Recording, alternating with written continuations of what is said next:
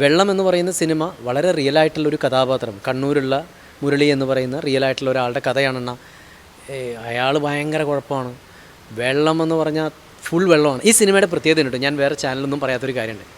അതായത് ഈ സിനിമയിൽ ശ്രദ്ധിച്ച് നോക്കിയാൽ അറിയാം, നായകൻ നേരെ നിന്ന് മദ്യപിക്കുന്ന ഷോട്ടില്ല, എന്നാൽ പൂർണ്ണമായിട്ടും മദ്യപാനിയുടെ കഥയാണ്.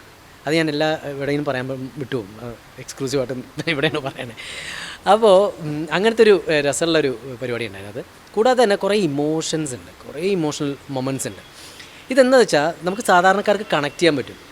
ഈ സിനിമ കഴിഞ്ഞ് പോകുന്ന സമയത്ത് ഒന്നില്ലെങ്കിൽ നമുക്ക് നമ്മളെ കാണാൻ പറ്റുകയോ അല്ലെങ്കിൽ നമ്മുടെ കൂട്ടുകാരനെ, വീട്ടുകാരെ, ആരെങ്കിലുമൊക്കെ നമുക്ക് ഈ സിനിമയെ കാണാൻ പറ്റും.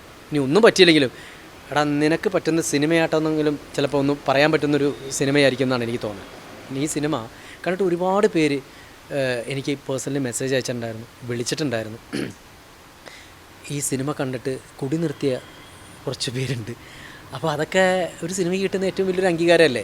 ബെസ്റ്റ് ആക്ടറെ സെലക്ട് ചെയ്തു കഴിഞ്ഞ് ഞാനാണെന്ന് പറയുമ്പോഴത്തേക്ക് അതിൻ്റെ സന്തോഷം എനിക്ക് പറഞ്ഞറിയിക്കാൻ പറ്റില്ല. കാരണം കൂടെ കോമ്പറ്റ് ചെയ്തതും വളരെ ഗ്രേറ്റ് ആയിട്ടുള്ള ആക്ടേഴ്സ് തന്നെയാണ്. അപ്പോൾ അത് എനിക്ക് കിട്ടിയത് എൻ്റെ ഒരു വലിയൊരു ഭാഗ്യമായിട്ട് ഞാൻ കരുതും.